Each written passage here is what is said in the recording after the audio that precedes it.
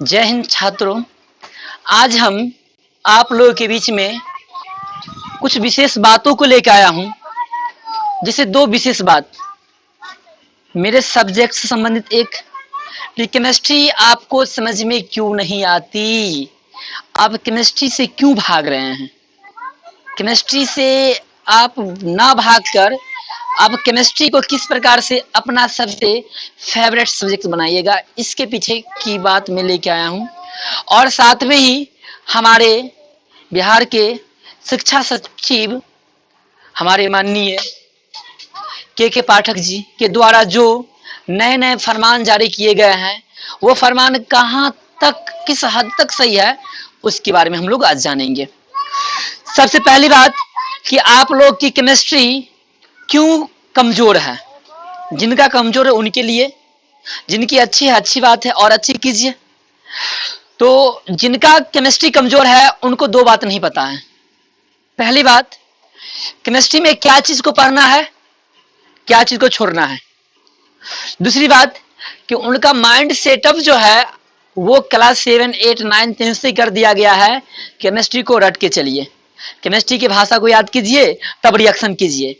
Actually chemistry की भाषा को याद नहीं किया जाता है, केमिस्ट्री के रिएक्शन को देखा जाता है और उसके आधार पे भाषा लिखा जाता है। ये माइंड सेट जब तक आपके दिमाग में रहेगा कि केमिस्ट्री की भाषा को रटेंगे, उसके रिएक्शन को रट लेंगे, आपकी केमिस्ट्री कहीं से भी बिल्कुल सही नहीं होने वाली है। अगर आप केमिस्ट्री को सही में अगर अच्छा बनाना चाहते हैं तो दो बात को ध्यान रखिए। सबसे पहली बात, केमिस्ट्री में क्या पढ़े जो सदैव हमें ध्यान रखने हैं। जैसे तत्वों का नाम, जैसे आप लोग तत्वों का नाम रटना शुरू कर देते हैं कि सर हमको 118 तत्वों का नाम याद होना ही जरूरी है। ये जरूरी नहीं है कि आपको 118 तत्वों का नाम याद रखनी है। आप उन्हीं तत्वों का नाम याद रखिए जो आपके लिए आवश्यक है। बहुत सारे टीचर कहते हैं कि आप सब रट लो, है ना, सब देख लो, बाय ट्रिक दिस डेट, और आप उसके चक्कर में अपने केमिस्ट्री को खिचड़ी बनाते हैं। तो खिचड़ी नहीं बनानी है केमिस्ट्री को, तो केमिस्ट्री में केवल और केवल आप उन विषय बिंदुओं को पकड़े जो आपके लिए महत्व रखता है। अगर आप उन विषय बिंदुओं को, जिसे हम कह सकते हैं मूल कंसेप्ट, जिसे हम कह सकते हैं बेसिक पॉइंट, उन बेसिक पॉइंट की जानकारी अगर आपको हो जाए, उन बेसिक पॉइंट की जानकारी आपको हो जाए, तो आने वाले जो केमिस्ट्री की और भी आपके जो पॉइंट हैं, और भी जो केमिस्ट्री की जो बड़े बहुत जो हार्ड पॉइंट जिसे कहते हैं, वो भी आपको समझ में आ जाएगा। रिएक्शन को आप लोग याद करते हैं, रटते हैं। रिएक्शन के अगर मैकेनिज्म को आप समझ जाइएगा तो रिएक्शन आपके लिए हल्का हो जाएगा, आसान हो जाएगा। और केमिस्ट्री में रिएक्शन मैकेनिज्म को समझना ही आवश्यक है। एक्चुअली होता क्या, यहाँ 11th 12th की जब बात आती है तो बच्चे के माइंड प्रेशर रहता है एग्जाम को फेस करना, कि सर हमें एग्जाम देनी है, एग्जाम में अच्छे नंबर लानी है, नंबर का महत्व है सर, मार्क्स आएगा उसका महत्व है सर, तो एग्जाम की व्यू से हमें तैयारी करनी है। एग्जाम की व्यू से तैयारी करने का मतलब हुआ कि थोड़ा उस सिलेबस को फास्ट कर देना, उसके मैकेनिज्म, उसके रिएक्शन मैकेनिज्म को छोटा कर देना, या कभी कभी तो उसके रिएक्शन मैकेनिज्म बता ही नहीं जाते हैं, जिस कारण से हमें यूं लगता है कि यार केमिस्ट्री रियली में हार्ड है, केमिस्ट्री रियली में भारी है, केमिस्ट्री हमारी बस की बात नहीं है। लेकिन ऐसा कुछ नहीं है। आप मेरे साथ केमिस्ट्री को पढ़ो, मैं आप लोगों के बीच में केमिस्ट्री के एक एक बेसिक पॉइंट को, एक एक बेसिक कंसेप्ट को, एक एक प्रो बेसिक क्लास को लेके आऊंगा, जिस क्लास के तहत आप लोग की केमिस्ट्री बेस आधार से तैयार होगा। बेस आधार कहने का मेरा मतलब है कि आपकी केमिस्ट्री एलिमेंट से स्टार्ट होगी, एलिमेंट से स्टार्ट होते होते संयोजकता वैलेंसी पे जाएगी, वैलेंसी से आपका उसका रिएक्शन बनाने की विधियां पे जाएगी, रिएक्शन बनाने के बाद रिएक्शन के प्रकार पे जाएगी, रिएक्शन प्रकार के बाद जो है और सारे जो भी पार्ट आपको केमिस्ट्री में आवश्यक है जिससे आपकी केमिस्ट्री आसान हो सकती है, उन सभी का मैं वीडियो धीरे धीरे बनाना शुरू कर रहा हूं। तो आप लोग उस वीडियो को जरूर देख लीजिएगा। पहली चीज है, केमिस्ट्री से क्यों लगते हैं डर, जाने रीजन। केमिस्ट्री से डर लगने का सबसे बड़ी रीजन है कि आप लोग केमिस्ट्री को 9th और 10th की बेसिक केमिस्ट्री को आप लोग सही से नहीं पढ़ के आए हैं। अगर आप अभी भी 11th में है, 12th में है, तो मेरा मानिए केमिस्ट्री की डर को भगानी है, केमिस्ट्री के डर को अपने अंदर से बाहर निकालनी है, तो 9th और 10th के जो इम्पोर्टेंट बेसिक पॉइंट है, उन इम्पोर्टेंट बेसिक पॉइंट को एक बार आप 1 महीना 1.5 महीना तो वो पढ़ लीजिए। आप एक्स्ट्रा टाइम निकाल के पढ़ लीजिए, है ना। अगर आपको खुद में अच्छी केमिस्ट्री को बनानी है, खुद की केमिस्ट्री को आपको बेहतर बनानी है, आप केमिस्ट्री का रियली में हीरो बनना चाहते हैं, तो हीरो बनने के लिए मेहनत तो करना पड़ेगा। हीरो बनने के लिए आप अपने अंदर की कमियां तो निकालना पड़ेगा। जब तक आप अपने अंदर की कमियां को नहीं निकालिएगा, आपकी केमिस्ट्री अच्छी नहीं होगी, है ना। अच्छे होने के लिए आप अपने अंदर की कमियां, हाँ कहते हैं ना कि बताने वाले इंसान जो होते हैं, जो अपनी कमियां को सही से शेयर कर सकते हैं, बता सकते हैं, उनकी कमी कभी भी कमी बन के नहीं रहती है। लेकिन आप अपनी कमियों को छिपाइएगा, शर्म कीजिएगा, अपने अंदर के शर्म को नहीं मारिएगा, हमेशा लज्जा करके क्लास में बैठिएगा कि यार सर को हम कहेंगे कि मेरे अंदर ये कमियां है, सर कहेगा कितना कमजोर स्टूडेंट है। अगर ये दिमाग में है, कहावत है जो किए शर्म उसके फूटे करम, है ना। अगर आपके दिमाग में ये है कि यार सही में मैं 12th में हूँ, 11th में हूँ, 9th 10th का केमिस्ट्री अब अच्छा कैसे कर सकता हूँ, मैं क्या करूँ कि अच्छा हो जाए, तो कहीं ना कहीं आपका केमिस्ट्री वो डर बना रहेगा। तो रीजन यही है कि आपका 9th और 10th की केमिस्ट्री सही नहीं है। पहले आप उन केमिस्ट्री को सुधारिए, और उन केमिस्ट्री को सुधारने के बाद ही आपका 11th 12th की केमिस्ट्री सुधर पाएगी। आपका बेस ही नहीं पता रहेगा, आप किस प्रकार से आगे काम कीजिएगा। दूसरी, क्या आपको केमिस्ट्री की तैयारी उस लेवल तक नहीं हो रही है? सबसे बड़ी रीजन कहिए तो यही है कि केमिस्ट्री अगर आपको समझ में नहीं आ रही है, उसका बेहतरीन यानी सबसे जो बड़ा रीजन है वो यही है। मैं आपको एक एग्जांपल देके समझाता हूं। ये सर बोर्ड में आ रहा है क्या? ये आ रहा है क्या? ये पार्ट मैं एक आपको रीजन बताता हूं। एक रिएक्शन है NH2CO NH2। ये फार्मूला किनकी है आपको पता होगा। ये फार्मूला यूरिया की है। ये फार्मूला किनकी है? यूरिया की है। ये फार्मूला से आप लोग अवगत होइएगा जरूर। यार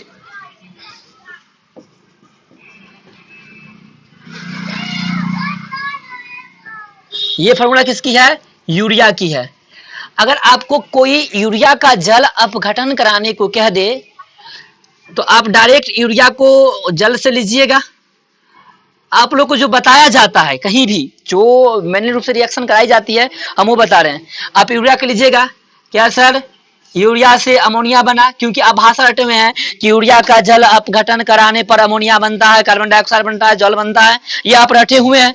इसलिए आपके जहन में आएगा, आपके दिमाग में आएगा कि यूरिया का जल अपघटन करा रहे हैं, अमोनिया बनेगा, कार्बन डाइऑक्साइड बनेगा और H2O बनेगा। ये आपके जहन में है। और जब तक आप इस चीज को बाहर नहीं निकालिएगा कि आप जो रट के आए हैं कि यूरिया का जल अपघटन कराए तो अमोनिया बना, कार्बन डाइऑक्साइड बना, जल बना, अगर ये जब तक आपके दिमाग में बैठा हुआ है कि ये बनेगा, तब तक आपकी केमिस्ट्री वीक रहेगी। तो फिर हमें करना क्या है? हमें जानना होगा कि ये कैसे बनेगा। कैसे बनेगा मतलब कैसे हम यूरिया का जल अपघटन कराएंगे, तो हम कह सकते हैं कि यूरिया के जल अपघटन से हमारा यही बनेगा। तो इस रिएक्शन को हम इस तरीका से पढ़ेंगे, तब जाके जो है हमारा केमिस्ट्री की अच्छी लेवल की तैयारी होगी। किस तरह से? ऐसे पढ़ेंगे हम लोग H2NCO NH2 और दो आपके पास दो NH2 है, तो दो हमारा H2O ले लेते हैं। आपको पता है कि जो H2O है ये टूटेगा कैसे? H+ और OH-। आपको पता है कि ये जो H2 है टूट के हमारा H+ OH- बनेगा। हमें एक चीज बात की जानकारी रखनी चाहिए कि यहाँ कार्बन नाइट्रोजन है, यहाँ कार्बन ऑक्सीजन है। मानो कि दोनों के बीच का बॉन्ड ब्रेक हो जाए, यहाँ का बॉन्ड ब्रेक हो जाए, तब क्या होगा सर? यहाँ ऑक्सीजन, यहाँ का जो है ये ऑक्सीजन इस प्रकार से जुड़ा हुआ है कार्बन से, ये नाइट्रोजन से जुड़ा हुआ है, ये भी नाइट्रोजन से जुड़ा हुआ है। ये एक्चुअली इस प्रकार से बना हुआ है, गौर से देखिएगा। C double bond O, N N, ये एच, ये एच, ये एच, ये एच, ये इस प्रकार से बनी हुई है। हमें इस बॉन्ड को तोड़नी है। अगर ये बॉन्ड हम तोड़ रहे हैं तो एक इलेक्ट्रॉन इसका फ्री होगा, एक इलेक्ट्रॉन इसका फ्री होगा, फिर इस बॉन्ड को तोड़े तो एक इलेक्ट्रॉन इसका फ्री होगा, एक इलेक्ट्रॉन इसका फ्री होगा। अब कौन इलेक्ट्रॉन को लेके भागेगा? जो चोर होगा वही इलेक्ट्रॉन को लेके भागेगा। जो गरीब होगा, गरीब नहीं कह सकते हैं, हम कह सकते हैं जो दूसरे को खाने के प्रति रहेगा, दूसरे को छीनने के प्रति रहेगा, जिसके अंदर हमेशा हराम का खाने का होगा, तो वही इलेक्ट्रॉन को लेके भागेगा। तो हम कहेंगे ये कि कार्बन और नाइट्रोजन में कौन हराम का खाता है? नहीं। तो ध्यान रखिए, पूरा आवर्त सारणी, पूरा जो एलिमेंट है उसमें FON जो है, फोन, ये हराम का खाता है। हराम का खाना मतलब जो है, ये इसकी इलेक्ट्रोनेगेटिविटी इतनी अधिक है, ये किसी का भी इलेक्ट्रॉन अपनी ओर खींच लेगा, ये किसी का भी इलेक्ट्रॉन अपनी ओर क्या करेगा? खींच लेगा। तो क्या होगा यहाँ पर का, जब बॉन्ड टूटेगा तो कार्बन के इलेक्ट्रॉन को किसने खींच ले, कौन खींच लेगा? हमारा नाइट्रोजन। नाइट्रोजन पे आ जाएगा निगेटिव। क्या आ जाएगा? निगेटिव। इस कार्बन के बॉन्ड को कौन खींचेगा? ये नाइट्रोजन। इस पे आ जाएगा निगेटिव। और कार्बन से ये ले लिया, कार्बन से ये ले लिया तो ये पॉजिटिव हो जाएगा। यानी इस नाइट्रोजन के कारण ये कार्बन हो जाएगा पॉजिटिव, इस नाइट्रोजन के कारण ये कार्बन हो जाएगा पॉजिटिव। तो हम क्या करेंगे? दुनिया के रूल को जानेंगे कि कभी भी विवाह जो होता है वो लड़का लड़की में होता है। कहने का मतलब कभी भी रिएक्शन होगा तो प्लस माइनस के बीच में ही ज्यादा होने की संभावना होती है। दैट कंडीशन हम क्या करेंगे? यहाँ पे निगेटिव है तो इसको पॉजिटिव देंगे, बात खत्म है इसका हाइड्रोजन का। यहाँ निगेटिव है, इसको पॉजिटिव देंगे, ये पॉजिटिव है, इसको निगेटिव देंगे, ये पॉजिटिव है, इसको निगेटिव देंगे। देखिए रिएक्शन क्या बन गया से, ये पहले दूगो था, अब एगो H और यहां से उड़ के आ रहा है, NH3। बवारे यहाँ देख लो, यहाँ पे भी पहले दूगो H था, एक यहां से उठ के आ रहा है, एक H यहां से उठ के आ रहा है, तो ये भी हो गया NH3, दो बार NH3 हो गया, 2NH3। ठीक है। प्लस में क्या बच गया? प्लस में देखिए H क्या गो बच गया? दो गो H, लिखेंगे 2H। C एक बचा हुआ है, C लिखेंगे O1 2 3 O3। सर ऐसा नहीं, O3CH2 लिख सकते हैं? नहीं लिख सकते हैं, पॉजिटिव आगे निगेटिव बाद में, ये ध्यान रखिएगा। और ये टूट जाता है, H दूगो है, दूगो H से जो है एगो जल बनता है, निकालिए, अब प्लस में रह जाएगा हमारा CO2। यानी इस लेवल में अगर आपकी पढ़ाई हो रही है, अगर इस लेवल में अगर आपको रिएक्शन करना सिखाया जा रहा है, आपको भाषा लिखा के ये नहीं करना सिखाया जा रहा है, अगर भाषा लिखा के आपको अगर ये करना नहीं सिखाया जा रहा है कि बुआरे ऐसे लिखो, अब बोलो NH3, बोलो CO2 प्लस H2O, रिएक्शन हो गया। अगर इस लेवल में अगर आपकी भाषा लिखा के केवल ये लिखा जा रहा है तो आपका केमिस्ट्री का लेवल हमेशा वीक रहेगा, कमजोर रहेगा। अगर इस लेवल में आपको तोड़ तोड़ के मैकेनिज्म के साथ अलग अलग कर करके रीजन दे देकर अगर आपको बताया जा रहा है तो इस तरीका में आपकी केमिस्ट्री आपका कहीं ना कहीं अच्छी हो जाएगी, स्ट्रांग हो जाएगी। तो अगर आपको लग रहा है कि सर मेरा सही में तैयारी इस लेवल का नहीं हो रहा है, तो मैं आपसे एक बार इतना ही कहूंगा कि मेरे वीडियो को देखते रहिएगा, ठीक है।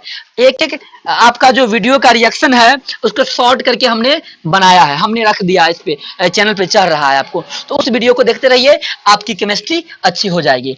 इन दो रीजन से आपकी केमिस्ट्री वीक हुई थी और ये दो रीजन को आप सही कर लीजिएगा, आपकी केमिस्ट्री अच्छी हो जाएगी। क्योंकि फिजिक्स अच्छा रहता है, बायोलॉजी अच्छा रहता है, मैथ्स अच्छा रहता है, बच्चे का बायोलॉजी अच्छा रहता है, आपका बच्चे का मैथ अच्छा रहता है, केमिस्ट्री बच्चे का माथा दर्द बन जाता है। तो इस माथा दर्द से बचने के लिए एक यही रीजन है कि केमिस्ट्री के जो है तोड़कर मैकेनिज्म को समझकर हमें केमिस्ट्री को पढ़नी है, उस लेवल की तैयारी करनी है, उस लेवल से पढ़नी है, केवल एग्जाम को नहीं पास करना है, उससे आने वाले जो भी हमारा पड़ाव है उस पड़ाव को पार करनी है, आपकी केमिस्ट्री अच्छी हो जाएगी। इन दो रीजन को सही कर लीजिए, केमिस्ट्री आपकी इतनी अच्छी हो जाएगी कि मेरा नाम लीजिए कि हाँ सर बताए थे रीजन सही करने के लिए, कर लिए, आपकी मेरी अच्छी हो गई। अब हमारा जो है ये चार रीजन की हम बात करते हैं। पहले रीजन के लिए, पहली रीजन है कि हमारे सरकार के द्वारा नए नए कानून व्यवस्था एजुकेशन के लिए लगाए जा रहे हैं।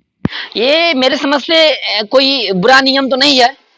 सरकार चाह रहा है कि गरीब का बच्चा है तो वो स्कूल में जाके, विद्यालय में जाके, हाई स्कूल में जाके, आपको महाविद्यालय में जाके अच्छे से पढ़े और बच्चे की जो भी फीस प्राइवेट संस्थाओं में लग रही है उससे बचे, यानी गरीब के बच्चे भी आगे पढ़ के बढ़ सके।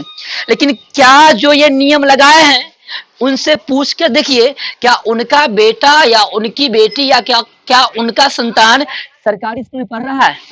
बिल्कुल नहीं पढ़ रहा है, क्योंकि उन्हें पता है कि सरकारी स्कूल का लेवल इतना गिरा हुआ है, इतना गिरा हुआ है। सरकारी लेवल से पढ़ के बच्चा ना तो नीट की तैयारी कर सकता है, ना जी मेंस की तैयारी कर सकता है, ना जीवन के किसी पड़ाव को पार कर सकता है। यहाँ तक की बात है, अगर प्राइवेट संस्था को अगर बंद कर दिया जाए तो बच्चे सरकारी संस्था में जाके एग्जाम इंटर का भी फेस नहीं कर सकता है। रीजन समझिए। पहला रीजन समझने से पहले एक वीडियो में अभी यहीं पे डाल रहा हूं स्कूल की कंडीशन का, वो वीडियो आप देख लीजिएगा। देख क्या लीजिएगा, वीडियो के बाद ही मेरा स्टार्ट होगा अगला जो पड़ाव होगा भाषण, है ना। तो इससे पहले उस वीडियो को आप देख लीजिए। सबसे पहली बार, क्या है नया शिक्षा व्यवस्था, किस हद तक सही है? सभी हद तक सही है मेरा मानना है, क्योंकि आप चाह रहे हैं कि बिहार में एजुकेशन सरकारी संस्थाओं के द्वारा अच्छा हो। जो हम अपने टीचर का जो बहाली कर रहे हैं, उन टीचर को हम क्यों रख रहे हैं? पढ़ाने के लिए रख रहे हैं, बच्चे को एजुकेशन दिलाने के लिए रख रहे हैं। उनके बदले उन्हें हम फीस देकर उनका फीस उनके बदले हम दे रहे हैं। तो हम चाहेंगे कि वो टीचर बैठ के नहीं रहे, बच्चे को पढ़ाए। इसलिए हम कहेंगे कि यहाँ तो ठीक है कि आप मान रहे हैं कि टीचर आए, टीचर पढ़ाए बच्चे को, लेकिन इसके आगे की बात जो है बहुत बुरा है।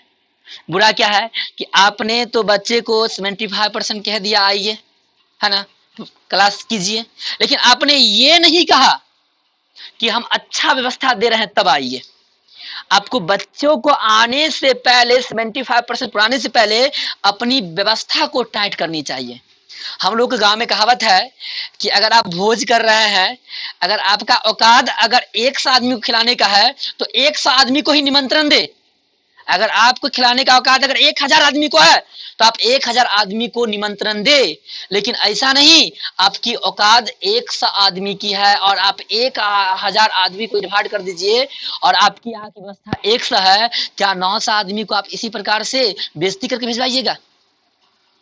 सोचने वाली बात है। आपके पास व्यवस्था नहीं है, टीचर टीम नहीं है। आपने क्या किया, बहुत सारे स्कूलों में, कॉलेजों में, जो 9th 10th का कॉलेज नहीं था, 8 का था, उसे 10th बनाया पिछले साल और इस बार इंटर कर दिया। वहां 10th का टीचर उपलब्ध नहीं है, आप इंटर का नहीं टीचर है, बच्चा जाकर क्या करेगा वहां? बच्चा जाकर क्या करेगा? वहां जाके बैठ के आएगा? आप एग्जाम पास करा दीजिएगा उनको? कभी नहीं कर सकते हैं आप। प्राथमिक स्कूल के हालात जानते हैं आप क्या है?